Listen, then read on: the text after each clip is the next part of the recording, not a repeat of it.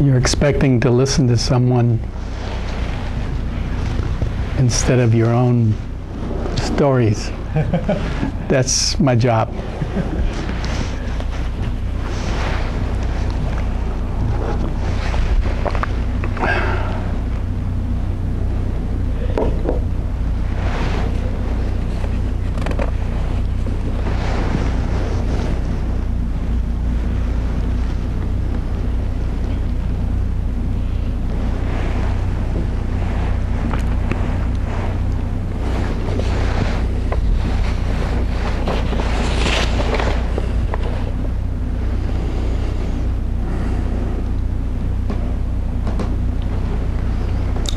Just another pilgrim, looking out with longing eyes, recognizing that in youth there was some solace, adventuring always to another trail, leading to some fork in the road, the thrill of new places never seen before.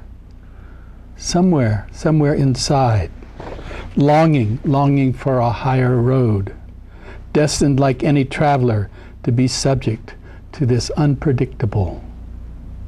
Yet today, sitting quietly, realizing even the trials of midlife tore at the soles of the old pilgrim, bruised and scarred old feet, leaving his armor broken and bent, knowing the learning is all about the sunset now.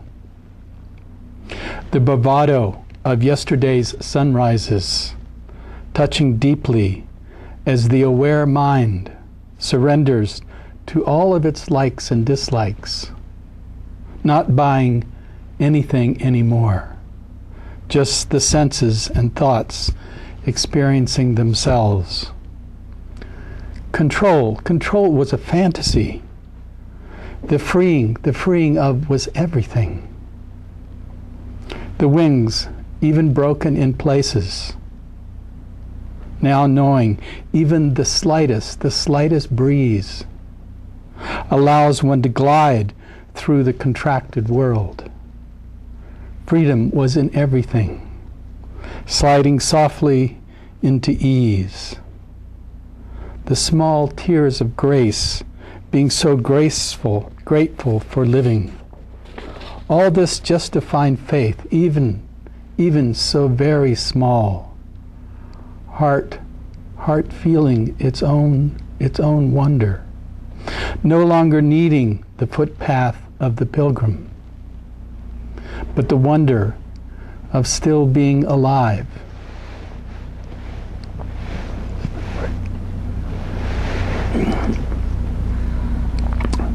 Every place giving everything. Hallelujah.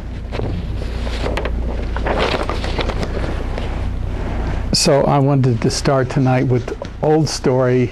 You've all probably heard it at some point, maybe more than once, but what the heck, it's a good start. So this is a story when I was, I'd probably been at Dharma maybe 6 years, but 3 years I'd really been practicing and thought I was hot stuff, and or I thought I could handle anything. And the story is really about the mountain, and this mountain is called Hanuman Tib up in the Kulu Valley near Manali. And I lived up there in a little cabin owned by Gulab Das, which is servant of the roses, and in those years, that was early 70s, maybe 71, 72, somewhere in there. What was phenomenal was that we talk about electricity. I mean, I didn't know about it or something. It wasn't part of the world, and taking a bucket down to the river and bringing water back was kind of where it was at.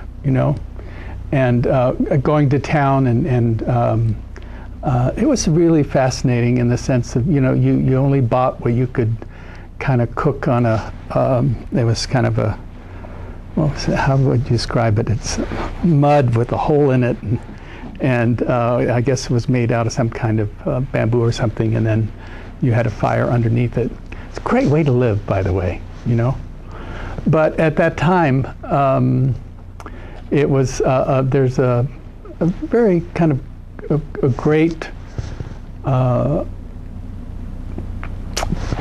piece, really pilgrimage around Buddhism, and it's called Vesak or Wesak, and it is the May full in most of Southeast Asia and India and stuff. It's the full moon in May, and one of the things is it's kind of monsoons don't start till mid-June or so, so it's a kind of a nice time, you know, and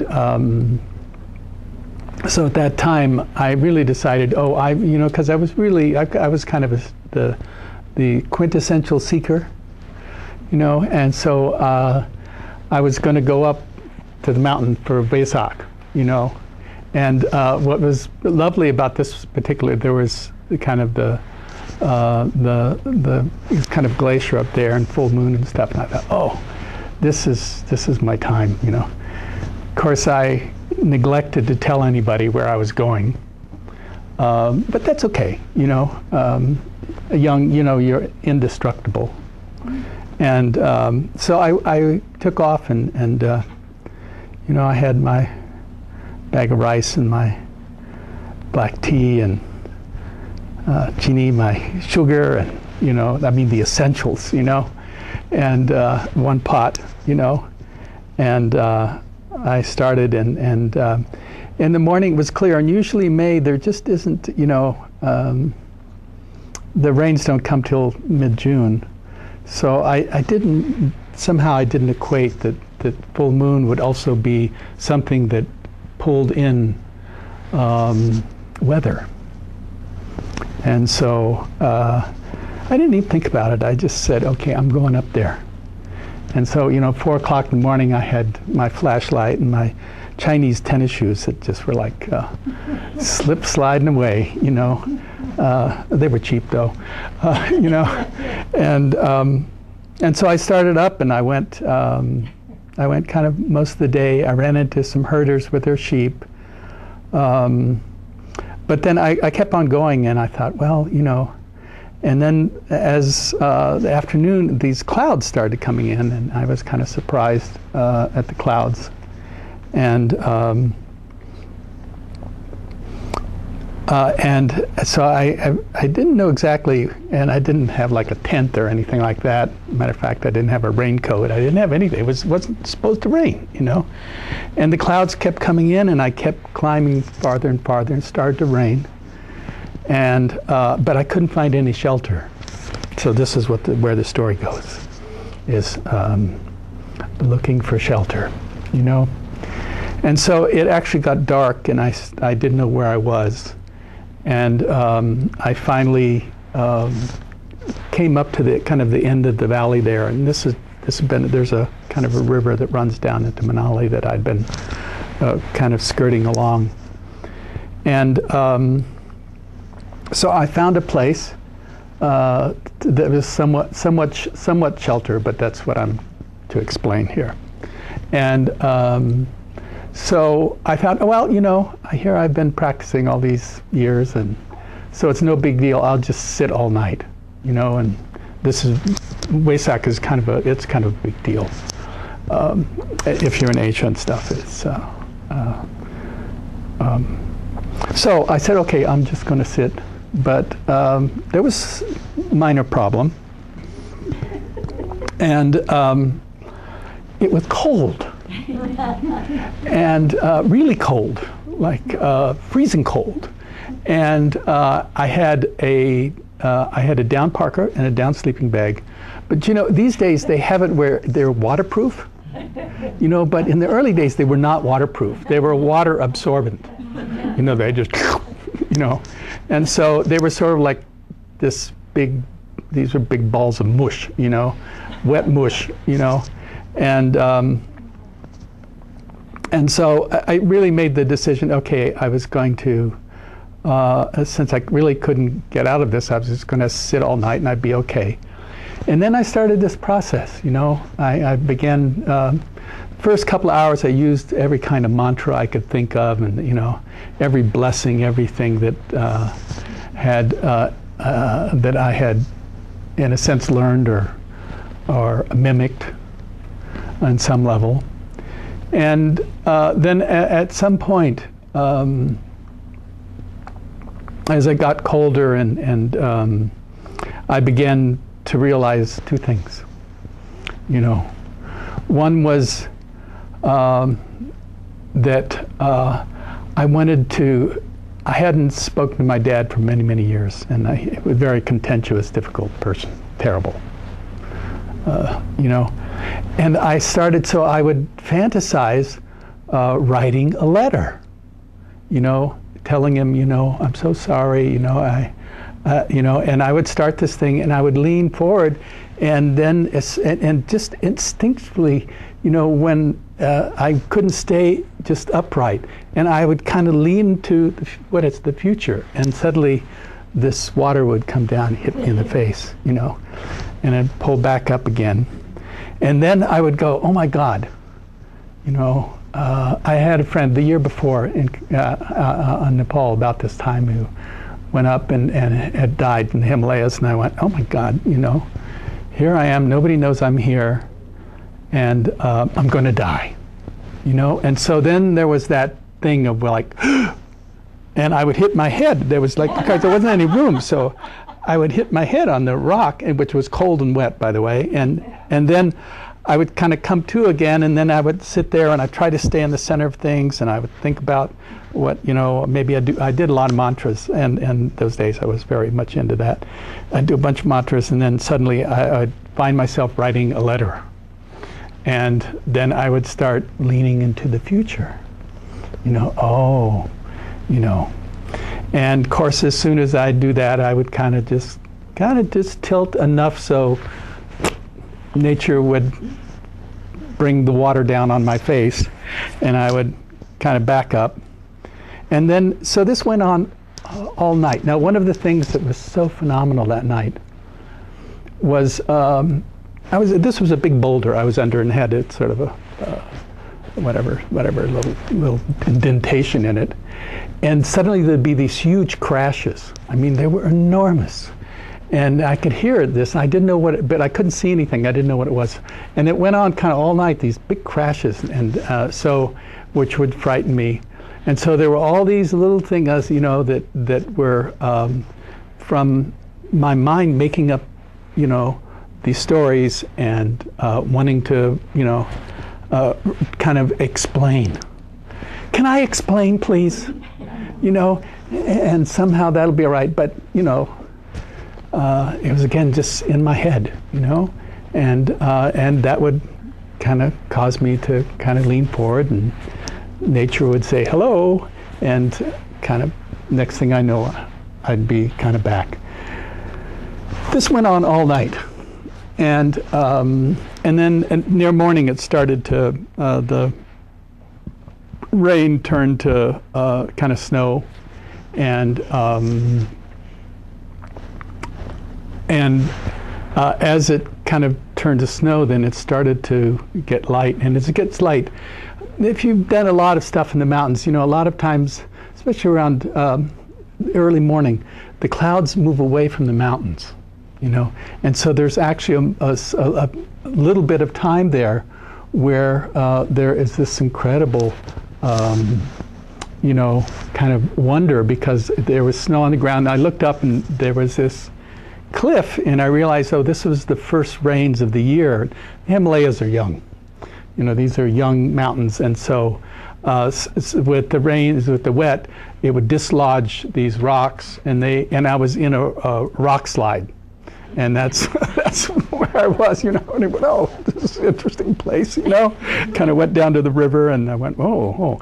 But I was at the end of the valley, and so as the clouds pulled away, I had, you know, some people get enlightenment. I got an epiphany. And what happened was maybe 200-300 feet up, you know, there was a little plateau with snow kind of on it. and it was kind of flat, and I went up, and there were the glacier faces, these blue faces of the Himalayas, and there was a sunrise, and there was the moon setting, and it was just like one of those moments where, you know, it's like, what is it, the stars, everything lines up for a moment, and you have this kind of epiphany that, you know, nature sometimes is cruel and sometimes it's a blessing. And so in that moment I felt totally blessed, you know. And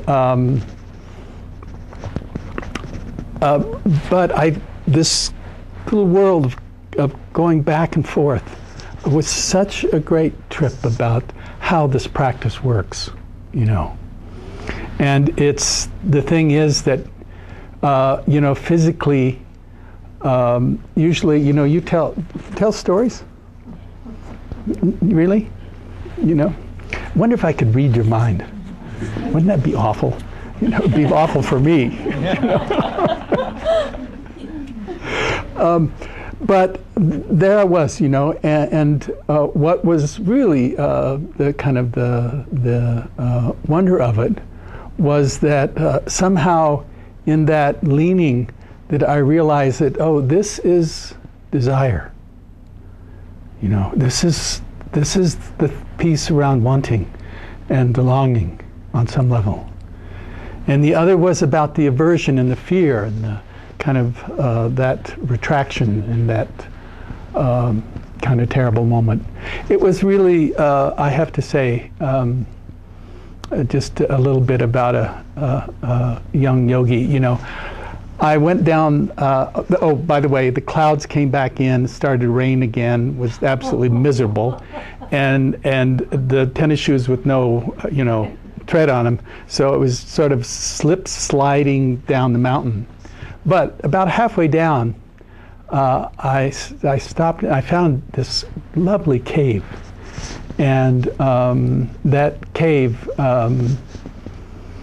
became where I would go when I'd leave the cabin, go up to sit for retreat.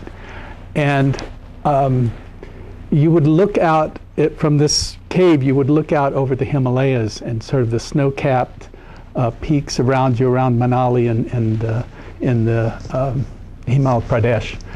And it was just, you know, it was lovely. And so I would go up there, you know, many times I would go up and do self-retreat there. I could only stay maybe 4 or 5 days, you know. It's like I wasn't equipped to stay longer. I had one day where I was out. I would pick, you know, things like there was wild thyme, there was wild onions, there was, of course, nettles, which is really great food, you know, to mix with rice and stuff, and wild garlic, yeah. And anyway, it was really lovely. And the mushrooms. Oh, the little Indian boys had taught me which mushrooms I could take to cook and eat, and because you have to be careful. And but anyway, at this point, you know, I went out and, why am I telling this? Okay, this wasn't going to be part of it, but it's okay, you know.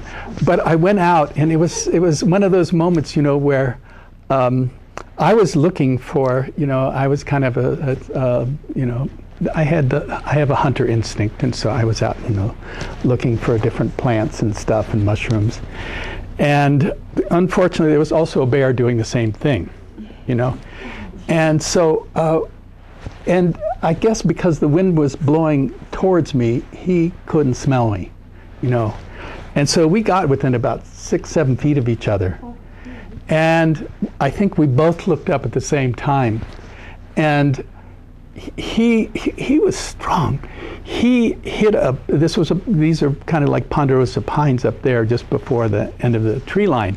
And he hit this branch, and it was about this big, and he just ripped it off. I mean, it was like, I got how afraid he was, and how, you know, and then I was also afraid. And it was like, you know, I went that way, he went that way, and we were at peace with each other, you know. But it did kind of wake me up to, you know, I had a nun I know. She's in Colorado now,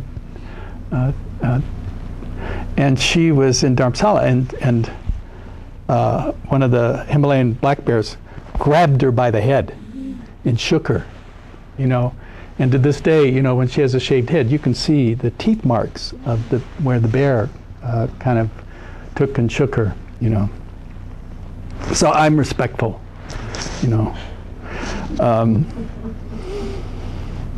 But let me continue. I kind of got a little tangent there, and I'll come back now. So, Mara. You know who Mara is, right? Just a big bad tempter, And Mara, you can't have a Buddha without Mara, by the way. It's just kind of, this is the play we live in, okay? So you have to kind of have some sense of Mara. Mara was, when the Buddha was, when he had finally emaciated himself to a point where he just couldn't, really he was going to die. And, at that point, he recognized that the self-mortification was not the way, And even though his 5 friends, aesthetics that were with him, they just said he had gone the wrong way. And should I tell you that story? Yeah, it's a good story. So he was sitting under a tree, maybe about 2 kilometers from the Bodhi tree, where he kind of his final sit to become awakened, and he was sitting under the village tree, and usually the village tree is it has all these kind of particularly the women come for blessing and for fertility, for health stuff, and so they bring their prayers and their offerings to the kind of village tree. And he was under the village tree, and so this woman Sujata sees the Buddha, but she doesn't really. He's so emaciated and he's so near death, and in a sense she couldn't tell if he was a human being or what he was. Was he some kind of just ghost or something else? Which they like. And when she realized it was a human being, she went and she offered the Buddha. It's called kheer, and it's rice pudding with yogurt and cardamom and honey, and delightful. And she brought that as offering, in a sense, to the gods. For she was very young. She just had a baby. Our story goes, and she was beautiful, and she went and offered this offering to the Buddha, who was at this point didn't have any, he was out of juice, and so he came. And one of the things is in that culture of being a sadhu that you couldn't accept an offering from a woman. It had to be given to a man and then to the sadhu, And in this case, the Buddha accepted it, And it's a really, I don't know, to me it was a big deal. It meant that he somehow accepted the feminine, which had been, in a sense, in their culture, had been somewhat put aside, And then it gave him enough strength where he went down to the river and he took and made he took kusha grass and made something to sit on, and then he went to what we know as the Bodhi tree in Bodh Gaya, and sat, and he, because he had the strength then, he was determined to take this journey completely, to its nth degree, full awakening. And so he made a resolve when he sat down And I always think about the resolve, and I think, oh, I do little resolves, like 2 minutes, and he made the resolve, I'm going to sit here till, I get through it, all the kind of my own resistance and demons and my desires and my fears and all of that. And so he began that process, and it's really where you find that he, in story goes, he then has to confront that, you could call it your shadow side. Your Mara is kind of the tempter, that in a sense easily corrupts the human. And so Mara comes and says, okay, hey guy, I don't think you can do this, Okay, so you're going to try, all right? So I'm going to bring, they talk about the 10 armies of Mara. They come and kind of attack him from, dancing maidens to spears and arrows and swords and all that stuff, And, but the Buddha persists, And it's a great line, because at some point Mara says, you have no right to awaken. You're caught in samsara, and we're together in this, okay? And you're going to stick with it, okay? And he said, no, I'm not going to do that. And so Mara says, well, what right do you have to break out of this dualism and this complexity that we, of desire and aversion and fear that we've kind of been living with? And at that point, a really lovely line, he said, he touched the earth with his right hand, and he said, as the earth is my witness, that for all my lives I have, and whatever you believe, but for him, it was really, for all my lives I have again and again, sacrificed myself to help others, And what we know is called the Jataka tales, which are the 900 previous lives of the Buddha, where he was, he was a parrot, or he was a sailor, or he was, something that was, that, or he would sacrifice himself to a lioness with cubs who couldn't get food. They're lovely, lovely stories of good-hearted being. And they say when ask the earth, which is a big deal, because in that case it's kind of like, again, it's asking the feminine to be the witness. And at that point, they say the earth shook, and Mara was banished, at least from the Buddha. But Mara keeps showing up, But the difference is that, he'd be giving a talk or something, and he would, and Mara would kind of slink in and be over in the corner and say, "I see you, Mara," So you fooled me, but you don't fool me anymore. So I hope you can understand that. So this is, at this point, it's like there are these, and I'll try to do a little of this.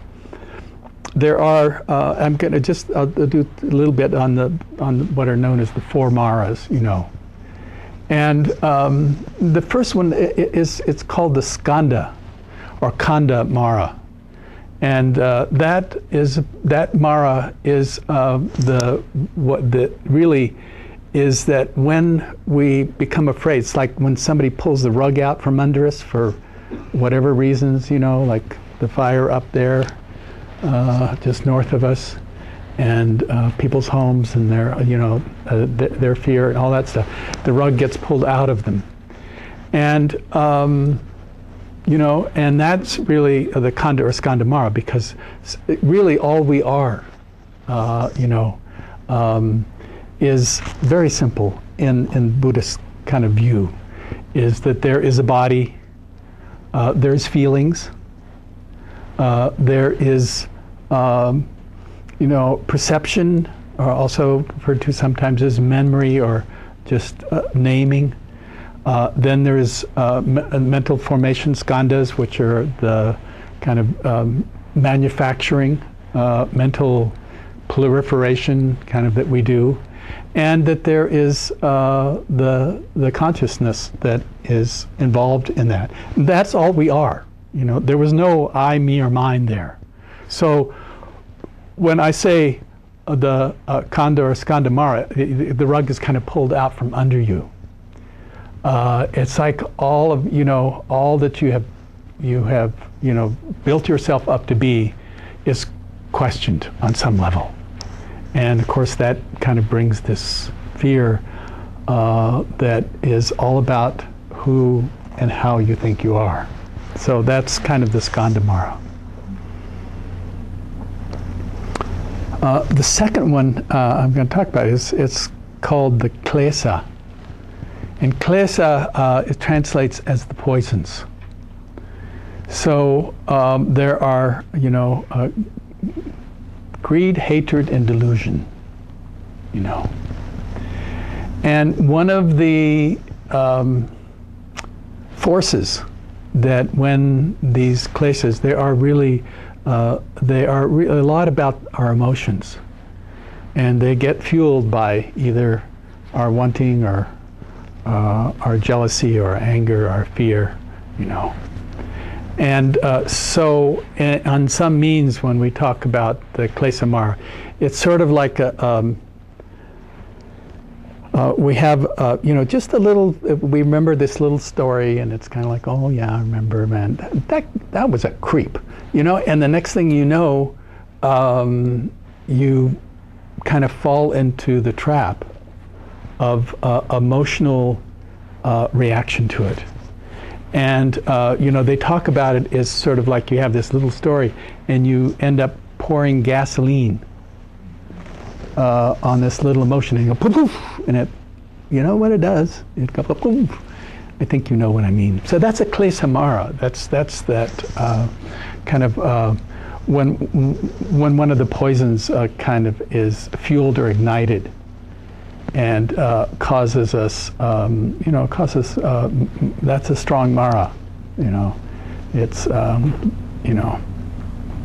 can be quite destructive in its nature.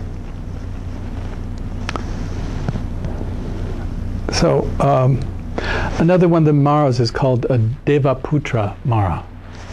And you know what a deva is? I like devas. I hope they come to listen to the Dharma talks, by the way, but you can't see them, I know, and they kind of sneak out of the trees but they love the Dharma. They love to listen to Dharma.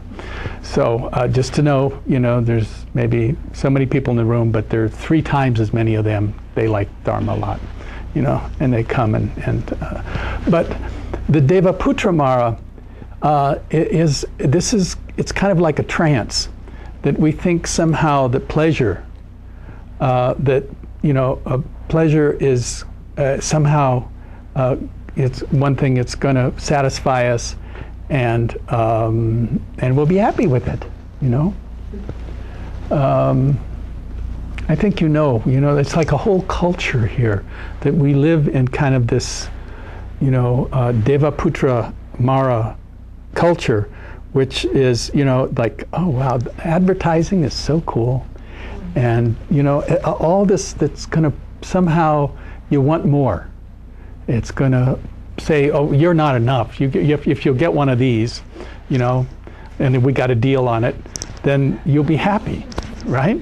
The whole culture is built around that. And so, and so it has its, I don't know, it's good or bad, but the problem is that it's also a trance. And there's a lot in that trance, there's a lot of,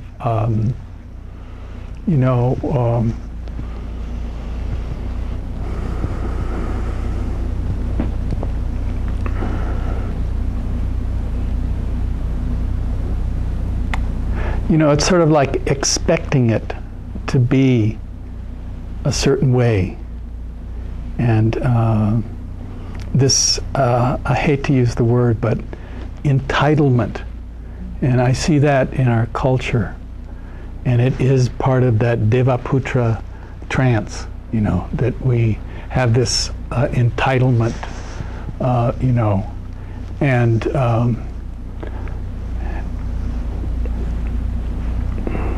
you got that one? Yeah. You know it, you know, unfortunately. It is very powerful, you know. And it's not saying it's bad, it's just that, you know, it's like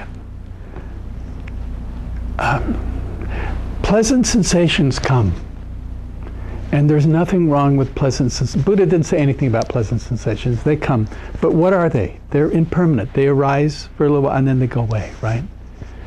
And so the idea is that somehow we can recognize that there is pleasantness that arises.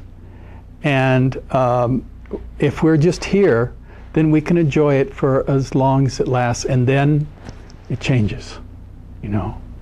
And hopefully not to its opposite, but we just don't know.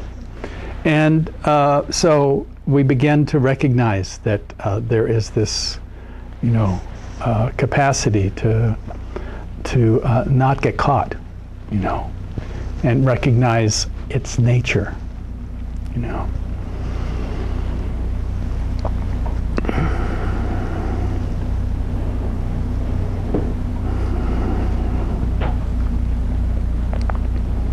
So there's that piece around entitlement, and somehow, you know, it kind of can be self-serving, kind of indulgence.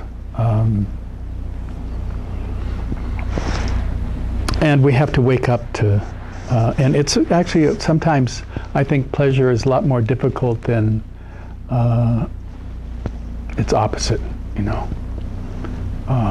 I mean, that you can recognize, and it kind of, okay, I don't feel good, okay, you know. But when it's pleasurable, then go along like a sweet song, you know, and forget all this meditation stuff, you know. You know. So the last one I want to talk about is it's the word yama. And Yama is this fierce creature.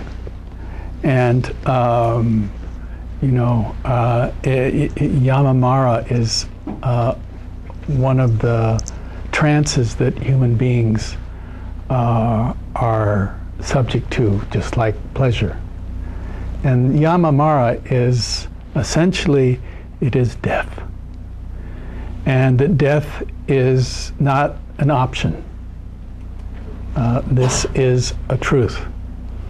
And somehow, I think it's actually in our DNA that somehow that we really don't recognize it, you know, and sometimes only in the last moments do we recognize it.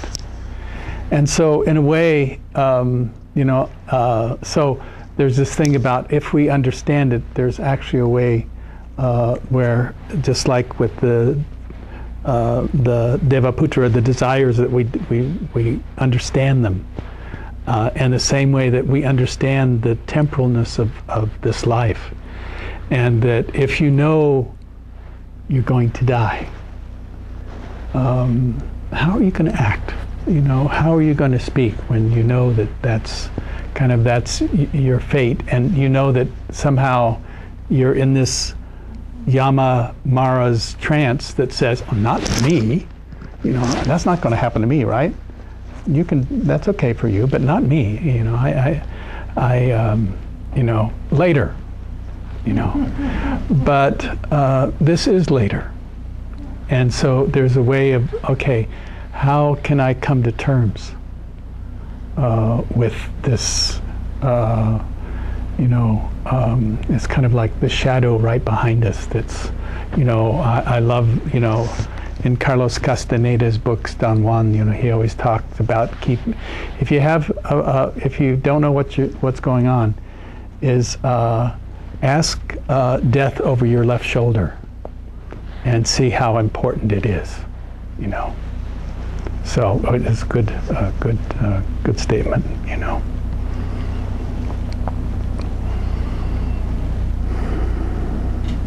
So that's a little bit of the Maras, and you will hopefully find some way in your experience to not be seduced or fall into trance with either the kind of the Klesa Mara is really about selfing. It's about, you know, in a sense, a kind of, there's the two sides of coin, the inflated and the deflated side of human, but it's all selfing, you know, and it's really just based on these 5 aggregates that are really not, you know, they are the kind of components of a human, but not. But in there, the Buddha never said that there was a self as one of the parts. He said it's just some parts, you know, and functional parts. Well, no, semi-functional parts. Be corrected there, and. So the place, and that's really a place where a lot of the selfing goes on. Then the Klesa Mara is where all the emotional reactivity, where we get caught with kind of fueling different feelings and emotions, you know. And so that's it. And then the other is the Devaputra, which is actually where we could get caught in thinking that somehow that sensual experience will do it for me this time, you know, and we get caught in that one. And then we walk around asleep saying, not me, I ain't gonna die, you know. And so these are just a little bit of the picture of it. So.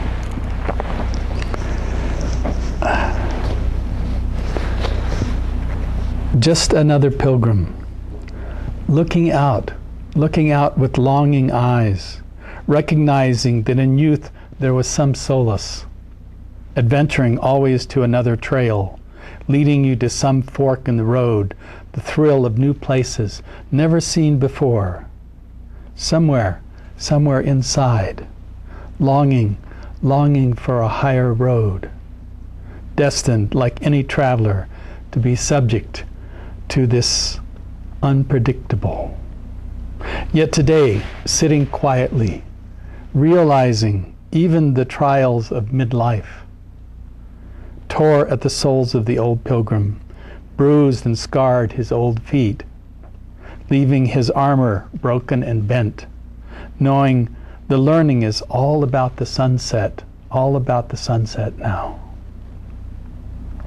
The bravado of yesterday's sunrises, touching deeply as the aware mind surrenders to its likes and dislikes, not buying anything anymore, just the senses and the thoughts experiencing themselves. Control was a fantasy. The freeing of was everything. The wings even broken in places. Now knowing even the slightest breeze, allow one to glide through a contracted world. Freedom wasn't everything, sliding softly into this ease. The small tears of grace, being so grateful for living. All this just to find faith, even so very small. Heart feeling its own wonder.